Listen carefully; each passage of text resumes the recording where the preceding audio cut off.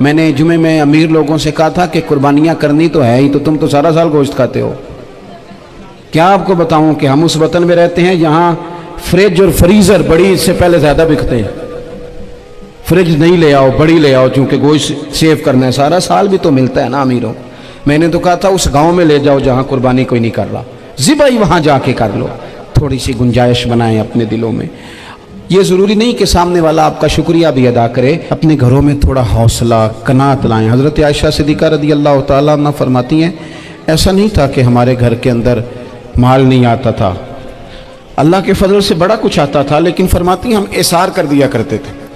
حضور کا مزاج اثار کر دینے کا ہے۔ یاد رکھنا، شمع سے اگر کئی شمعیں جل جائیں تو اس کی روشنی میں کبھی کمی نہیں آتی، ہزاروں دیے بھی جل جائیں تو یہ دیے ماند نہیں پڑتے۔ مہنگائی بڑی زور کی ہو گئی، غریب آدمی کی آزمائش بڑھ گئی۔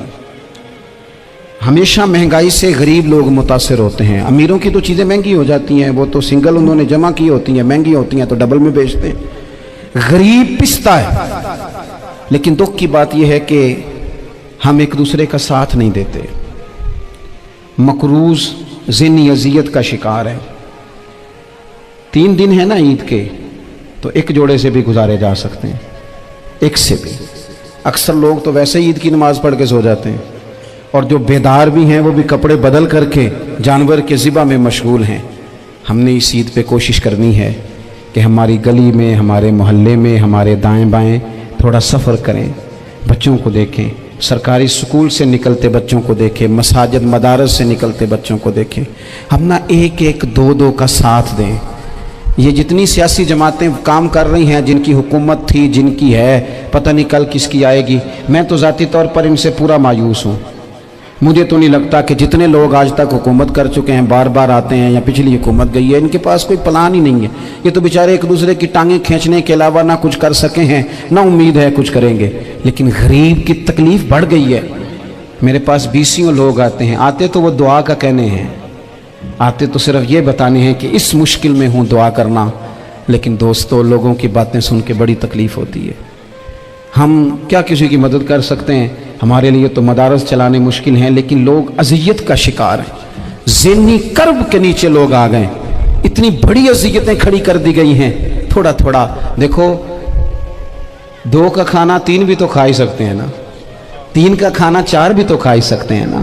میرے محبوب نے ہمیں یہ نہیں کہا تھا زیادہ گوشت پکانا، بلکہ رسول پاک نے تو رنگ ہی بڑا سادہ دیا ہے۔ کریم نے فرمایا عائشہ شوربہ ذرا زیادہ کر لو، پڑوسیوں کو بھی سالن دے دیں گے، تھوڑا شوربہ زیادہ کر لو، اسی کو بڑھا لو، تھوڑا شوربہ بڑھا لیں، تھوڑا تھوڑا ایک دوسرے کی مدد کریں، دست شفقت رکھیں۔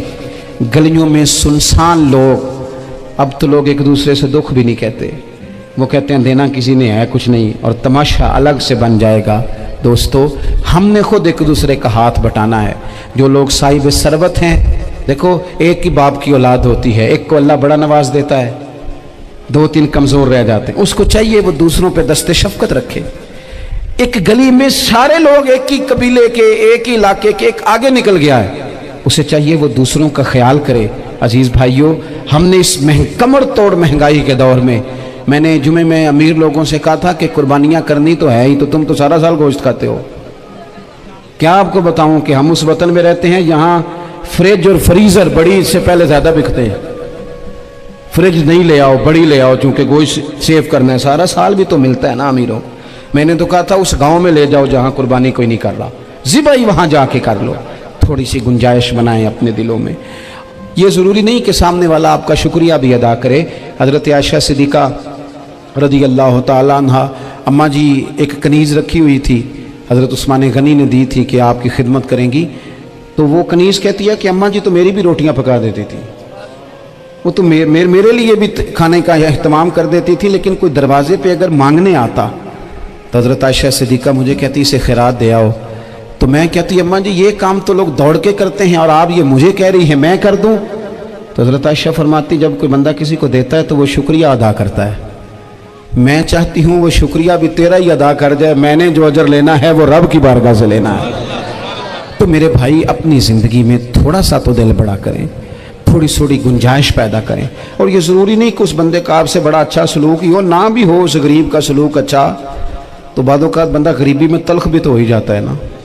बाज़ औक़ात इंसान पे गुर्बत ज़्यादा आ जाए तो उसकी तबीयत भी तो, बीमार आदमी सख्त भी तो हो जाता है। तो मेरी आपसे ये गुजारिश है कि ये जो दिन चल रहे हैं वो हमारे यहाँ हमारे हुक्मरान कहते हैं मज़ीद सख्त फ़ैसले करने पड़ेंगे। और मैंने कहा तुम्हारे लिए तो आसान है, इसलिए कि तुम तो जिस दफ्तर में बैठ के फ़ैसला करते हो उसकी तो बत्ती कोई नहीं जाती, तुम्हें क्या पता हो, वहाँ तो एसी भी 1 मिनट के लिए बंद नहीं होता। ये तो उससे पूछो बाप से कि जो ईद से पहले अपनी बीवी से मशवरा कर रहा है कि ईद आ गई है, अगर बेटी के घर कपड़े ना भेजे तो उसकी सास बातें करेगी। ये छोटी ईद गुजरी थी ना, तो हमारे यहाँ कुछ लोग समझते हैं कि सखावत सिर्फ रमज़ान में ही करनी है, और रमज़ान में सवाब ज़्यादा है, वरना राशन वंडन वाले और लोग को ईदों बाद भी भूख लग दीजिए, ईद के बाद भी उसी तरह ही गरीब के साथ पेट होता है, लेकिन तवज्जो नहीं। एक तो ज़ौक़ इल्म पैदा करें, एक अपने घर में इत्मीनान का माहौल लाएं। तीसरी गुजारिश ये है कि महंगाई और सख्ती के इस दौर में अपने मुसलमान भाइयों का, अजीज़ों का, अहले मोहल्ला का हाथ बटाएं, प्यार करें।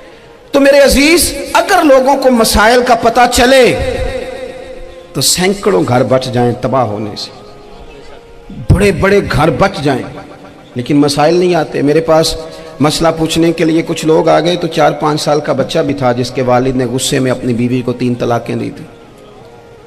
तो छोटा सा बच्चा, कपड़े भी फटे पुराने, और हालत बता रही थी कि गरीबी है।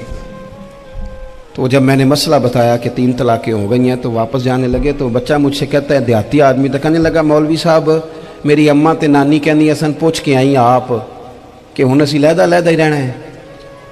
तो उस बच्चे की नौनिहाल की वो कैफियत देखी तो मैं रो पड़ा। मैंने कहा यार ये बच्चा बेचारा माँ बाप के होते हुए ये यतीमों जैसी ज़िंदगी गुजारेगा क्योंकि बाप ने तलाक दे दी। किस तरह मसाइल नहीं बताए लोगों को, तालीम से आगाही नहीं किया। और इसमें बहुत बड़ा जुल्म है उन लोगों का भी जो जनाजे पे खड़े होकर तो कह देते हैं, मेरी तरह के लोग अच्छे उलमा की बात नहीं करता, वो कह देते हैं देखो जी लोगों को जनाजा नहीं आता। भैया आपने किस दिन इशा के बाद क्लास लगाई थी जनाजा सिखाने की? ये तो आपने कह दिया लोगों को कुरान जी ठीक नहीं आता, तो यहाँ तो बेचारी बीबियाँ जिनको सही पढ़ना नहीं आता वो मिशन बना लेती हैं कि मैंने इतने 100 को कुरान पाक पढ़ाना है, बेवा हो गई हूँ, तलाक याफ्ता हो गई हूँ, सारी ज़िंदगी कुरान पढ़ाऊंगी। हम क्यों ये मिशन नहीं बनाते, क्यों इस तरफ सफ़र नहीं करते? एक तो दीनी मालूमात में, दीनी उलूम में अपने आप को लगाएं और ज़ौक़ पैदा करें कि जो चीज़ें मुझे नहीं आती मैंने वो सीखनी है, जो मामलात मुझे नहीं आते मैंने उनकी तरफ सफ़र करना है। एक तो अपना ये मिजाज बनाएं। और जब आप दीनी उलूम सीखते हैं तो पता है कौन सा मंजर कायम होता है? मंजर वो बनता है कि हज़रत अबू हुरैरा भी दीन सीखा करते थे, हज़रत अब्दुल्ला इब्न उमर भी असहाबे सुफ़ा में रहा करते थे, हज़रत अनस बिन मालिक भी रहा करते थे। और ऐसा मंजर बनता है कि हज़रत सैयदा खदीजतुल कुबरा रज़ी अल्लाह तआला अन्हा फरमाती हैं, सैयदा फातिमा हुजूर की गोद में बैठी होती थी और नबी पाक से बातें पूछती थी और हुजूर उन्हें बता रहे होते थे। सैयदा आयशा हुजूर से दीन की बातें पूछती। चौथा हिस्सा हमारी फ़िक़्ह के उसूल हज़रत फातिमा की, हज़रत आयशा सिद्दीक़ा की मरवियात पर मबनी है। अगर हमारी बच्चियां छोड़ दें डाइजेस्ट पढ़ना, छोड़ दें इधर उधर की मूवी देखना और वो किताबों सुन्नत पर आ जाएं, तो बहुत सारे मसाइल ऐसे हैं जो उलझने से पहले ही सुलझे हुए हों। दीनी तालीम का मिजाज और ज़ौक़। और दूसरी आयत करीमा मैंने तिलावत की, अल्लाह करीम ने कुरान मजीद में फरमाया, या अय्युहल्लज़ीना आमनू कू अनफुसकुम व अहलीकुम नारा, ऐ ईमान वालों खुद भी दोज़ख की आग से बचो और अपने घर वालों को भी बचाओ। ओ वालिद, वो माँ जो बच्चों को भूख से बचाने के लिए मेहनत करती है, उनको मायूसी से बहुत सारे माँ बाप ऐसे होते हैं जिनके पास कपड़े लेने के पैसे नहीं होते ईद पे। क्यों? अजान शुरू होगी जी। अजीज़ भाई, जिस तरह हम अपने बच्चों को देखें, बहुत सारे माँ बाप के पास गुंजाइश नहीं होती, लेकिन इस नीयत से कि बच्चों के दिल टूट जाएंगे, ईद पे कैसे गुजारा करेंगे, मुश्किल से भी कपड़े ख़रीद के देते। इस तरह हम अपने बच्चों को भूख से, प्यास से, मायूसी से बचाते हैं। इस तरह हमारे रब ने हमारे ज़िम्मे लगाया कि तुम अपने बच्चों को कोशिश करो दोज़ख की आग से बचाने की। हज़रत उमर फ़ारूक रज़ी अल्लाह तआला अन्हु ने अर्ज़ किया था, या रसूल अल्लाह सल्लल्लाहु तआला अलैहि वसल्लम, इस आया करीमा का माना क्या है? तो महबूब करीम अलैहिस्सलाम ने फरमाया, उमर, जिन चीज़ों का अल्लाह तुम्हें हुक्म देता है, तुम अपने घर वालों को उन चीज़ों का हुक्म दो। जिन चीज़ों से रब रसूल तुम्हें मना करते हैं, अपने घर वालों को उनसे रोको। अपने घर के अंदर निफाज दीन करने की कोशिश करो। मेरे भाई, बहुत ज़्यादा आजमाइश है हमारे घरों में, बेचैनियाँ हैं, इस्तराब है, बच्चों में सख्ती है, बहन भाई एक दूसरे के साथ लड़ते हैं, मिजाजों में तलखी आ गई। क्यों भला? इसलिए कि माँ बाप को जो बेहतरीन किरदार और जो हसीन तरीका घर में अपनाना चाहिए था, बच्चे तकरीर बाहर से सुनते हैं लेकिन वो फॉलो अपने माँ बाप को करते हैं। अगर माँ बाप में हौसला हो, सब्र हो, इत्मीनान हो, खुददारी हो, थोड़े पर गुजारा करने का मिजाज हो। देखे ना, आज डिप्रेशन है, टेंशन है, पैनिक्स अटैक्स हैं, बड़ी सारी चीज़ें आ गई हैं। क्यों भला? सब्र नहीं, तहम्मुल नहीं, बुर्दबारी नहीं। आजमाए। एक दिन एक बच्चा मेरे पास आ गया मदरसे का और आके वो रोने लगा। मेरे घर वाले कहने लगे खाना छोड़ दें, पहले इसकी बात सुन ले। मैंने कहा पुत्र क्या हुआ, किसी ने मारा है किसी उस्ताद ने? कहने लगे नहीं हजरत, घर फ़ोन किया था तो मेरी अम्मा और अब्बा की लड़ाई हो रही है। बच्चा कांप रहा है, टांगे कांप रही हैं। मैंने कहा क्या हो क्या गया तुम्हें पुत्र, लड़ाई हो रही है तो घरों में हो ही जाती है। कहने लगे नहीं, आपको पता नहीं, वो बड़ा सख्त लड़ते हैं। मेरे वालिद जब मेरी वालदा को मारने के लिए आगे बढ़ते हैं तो हम सारे चारपाइयों के नीचे छुप जाते हैं, हमें खौफ आता है, वो मंजर खतरनाक होता है। ये कौन तकलीफ दे रहा है अपने बच्चों को? यहां बैठे हमारे यहाँ मीलों दूर रहते थे उसके घर वाले, तो वो तकलीफ में था, तो घर में क्या कैफियत होगी? अगर हौसला हो, सब्र हो, कनात हो, अल्लाह के दिए हुए थोड़े रिस्क पर हमें राजी रहना आता हो, हमारे घरों में सुकून आए, इत्मीनान आए, हम जो जिंदगी बड़ी खुशी खुशी गुजार सकते हैं। हमारे मिजाजों का लालच, हमारी तबीयतों की बेराह रवी, हमारी झूठी अना का बुत, उन सारी चीजों को खत्म कर देता है। अपनी जिंदगी के अंदर अगर हम वो किरदार अपने बच्चों को दें, जिस किरदार में मोबाइल भी हो, जिसमें गाड़ी भी हो, जिसमें पैसे भी ला के अब्बा दराज में रखता हो, लेकिन वालिद का घर में मुसल्ला भी मौजूद हो, उसकी कोई तस्वीर भी हो, वो ये भी कहता हो कि खुदा ने अपने फजल से आज 5,000 दिया है तो इसमें 1,000 गरीबों का भी है, इसमें थोड़ा सा मैंने अल्लाह की रिजा के लिए भी रखा है। अगर कोई मुश्किल आ जाए तो वो बाप और माँ को सब्र करता हुआ देखते हो। अगर एक बाप कर बात करे तो दूसरा बर्दाश्त करता हो। खुदारा अपनी औलादों को इस अजियत का शिकार न करो। अपने घरों के अंदर वो खुददारी, वो प्यार, वो वकार, वो मोहब्बत, वो अंदाज। आप थके हुए हैं, कोई शक नहीं, आप बहुत सारे मसाइल का बाहर शिकार होंगे, कोई शक नहीं, लेकिन आप बाहर से थक के आए हैं। और अगर आप बाहर अपनी फैक्ट्री के मालिक हैं और दफ्तर के बड़े हैं तो घर में भी तो आप बड़े हैं ना। आपकी माँ भी तो इंतजार कर रही है, उसने भी तो दुखड़ा सुनाना है ना आपको। आप ये देखिए कि आपके बच्चे भी तो इंतजार कर रहे हैं, वो चाहते हैं कि अब्बा आके बैठे तो हम उनके सीने पे चढ़ के थोड़ा खेले। आपकी अहलिया मुंतजिर हैं। कुछ बातें बीवी किसी और से नहीं कह सकती, सिर्फ अपने शौहर से कहती है, लेकिन वो तो आते ही जलाल में आ गए साहब। वो कहने लगे तू बड़ी नालायक है, मैं थका मांदा आया हूं और तूने मुझे कहानी सुना दी है। वो उस खातून से शिद्दत के साथ पेश आने लगे। मेरे रसूल पाक की हयात नूर को देखो, हजरत उम्मे ऐमन हुजूर की रज़ाई वालदा हैं, उनकी भी खिदमत हो रही है। हजरत हलीमा सादी आ रही हैं तो खिदमत हो रही है। हजरत अब्बास हुजूर के चचा हैं तो करीम फरमाते हैं मेरे चचा हैं बाप की जगह पे। हुजूर दोस्त अहबाब सहाबा गुलामों सब के साथ प्यार कर रहे हैं। 9 अज़वाजे मुतहरात हैं घर के अंदर। और कैफियत ये है कि हुजूर सिर्फ उनकी ज़रूरतों का ही ख्याल नहीं करते, ख्वाहिशात का ही ख्याल नहीं करते, बल्कि मेरे करीम का तरीका यह है कि कोई बंदा आज बोल क्या रहा है, वो कहाँ खड़ा है, आज उसके जुमले किस तरह के, उसका लहजा किस तरह का हो गया है और उसे ठीक कैसे करना है, महबूब इसका ख्याल फरमाते, तवज्जो करते। मैं कहता हूं कि हम सबको शौक आया है आराम करने का। मैं सुबह 11 बजे से पहले अपने घर से निकल आया था और ये वक्त आ गया है और रात को खुदा जाने किस वक्त घर पहुंचना है। कई दफ़ा कैफियत ये होती है कि गाड़ी से उतरते हैं तो फिर दिल करता है कि कोई उठा के चलाए ना कभी। इसके बावजूद बहुत सारे लोग नाराज़ रहते हैं कि हमसे मिल के नहीं गए, फ़ोटो नहीं खिंचवा के गए, फलानी जगह चाय नहीं पी के गए। ये तसलसल है, لیکن میں جتنا مرضی تھکا ماندہ گھر جاؤں گا نا، کبھی ایسا نہیں ہوا کہ میں گھر جاؤں تو بڑی ٹینشن میں جاؤں. میری گھر والی ایک دن مجھ سے کہنے لگی آپ نے کبھی نہیں کہا کہ میں تھکا ہوا آیا، بندہ تھک بھی تو جاتا ہی ہے نا، کبھی کہاں کرے نا. میں نے اسے کہا پتہ کیوں نہیں کہتا؟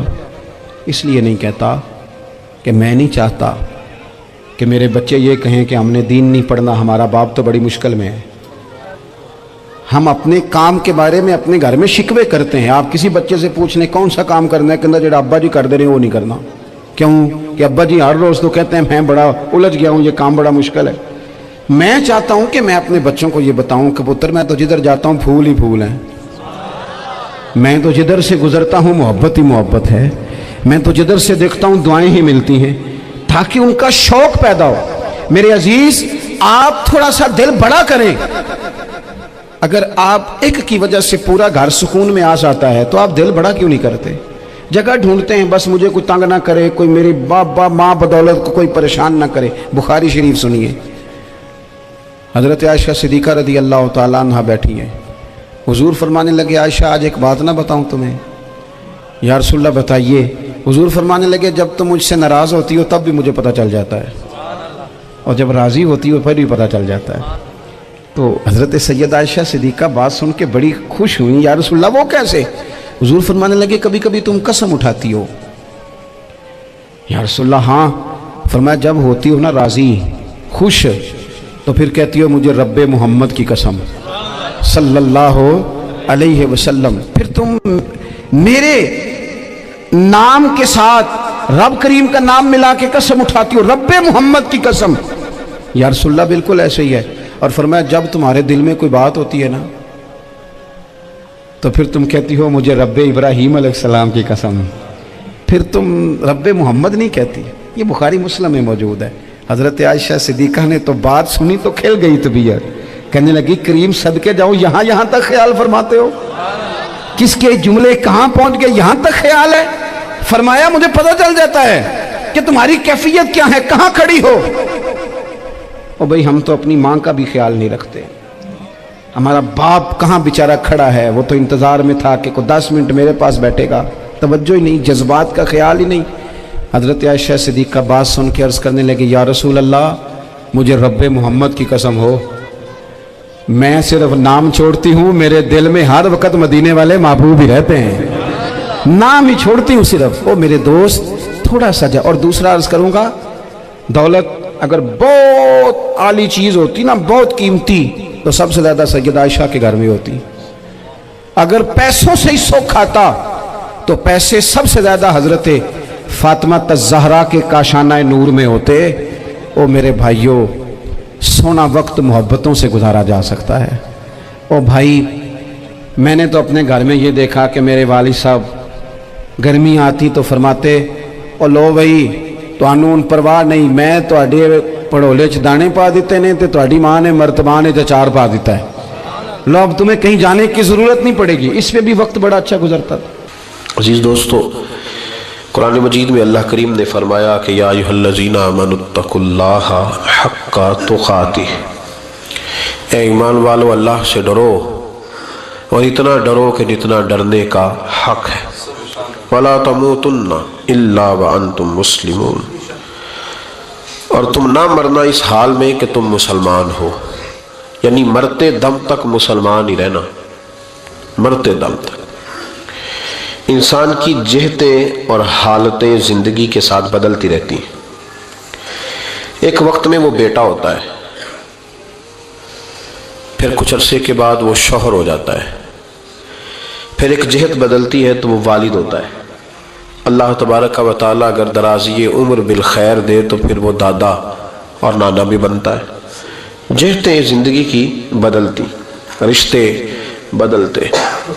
اسی طریقے سے اس کے زندگی کے معاملات بدلتے ہیں. کبھی وہ بیمار ہوتا ہے، کبھی وہ تندرست ہوتا ہے، کبھی وہ شخص کمزور ہوتا ہے، کبھی وہ طاقتور ہوتا ہے، کبھی وہ آدمی غریب ہوتا ہے اور کبھی امیر ہوتا ہے. اس کی حالتیں اور جہتیں بدلتی رہتی.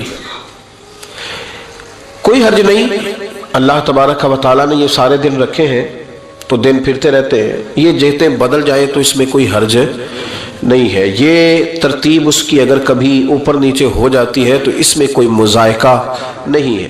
لیکن ایک اس کی جہت ہے، وہ ہے مسلمان ہونے کی. تو قرآن نے کہا کہ تم نے پیدا ہونے سے لے کر مرتے دم تک رہنا مسلمان ہے. اگر تم ابھی چڑھتی جوانی میں ہو تو پھر بھی مسلمان ہو. اگر تمہاری عمر جو ہے وہ اس نہج پہ پہنچ گئی کہ تمہارا نکاح ہو گیا تو پھر بھی تم سمجھ آ رہی ہے میری بات. اور جب تم باپ بن گئے تو پھر بھی تم مسلمان.